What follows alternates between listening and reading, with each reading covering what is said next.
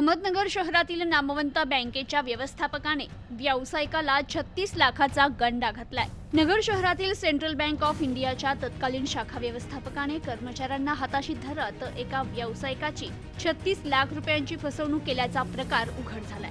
माळीवाडा परिसरातील 12 तोटी कारंजा शाखेत सन 2013 ते 2019 या काळात ही घटना घडली। संजय रोकडे असं फसवणूक झालेल्या व्यावसायिकाचे नाव आहे। तर त्यांनी दिलेल्या फिर्यादीवरून कोतवाली पोलीस ठाण्यात गुन्हा दाखल झालाय। तत्कालीन शाखा व्यवस्थापक प्रकाश सावंत आणि सेंट्रल बँक ऑफ इंडियाचे तत्कालीन इतर कर्मचारी यांच्या विरुद्ध हा गुन्हा दाखल करण्यात आलाय। तर सावंत यांनी बँकेच्या तत्कालीन इतर कर्मचाऱ्यांना हाताशी धरत संजय रोकडे यांच्या ओव्हरड्राफ्ट खात्यातून वेळोवेळी त्यांच्या सहीचे आणि सही नसलेले चेक वापरून खाते थकबाकीत असतानाही स्वतःच्या फायद्यासाठी चेक पास केले।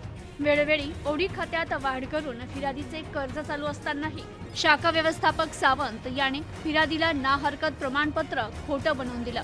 फिर्यादी रोकडे यांचा विश्वास संपादित करत बनावट दस्तऐवज तयार करून देत फिर्यादीची 36 लाख रुपयांची फसवणूक केली। तू जर या माझ्या गैरव्यवहाराची कोठेही वाच्यता केली तर मी तुझ्या विरुद्ध ॲट्रॉसिटीची तक्रार करेल अशी धमकीही दिल्याचं फिर्यादीत म्हटलंय।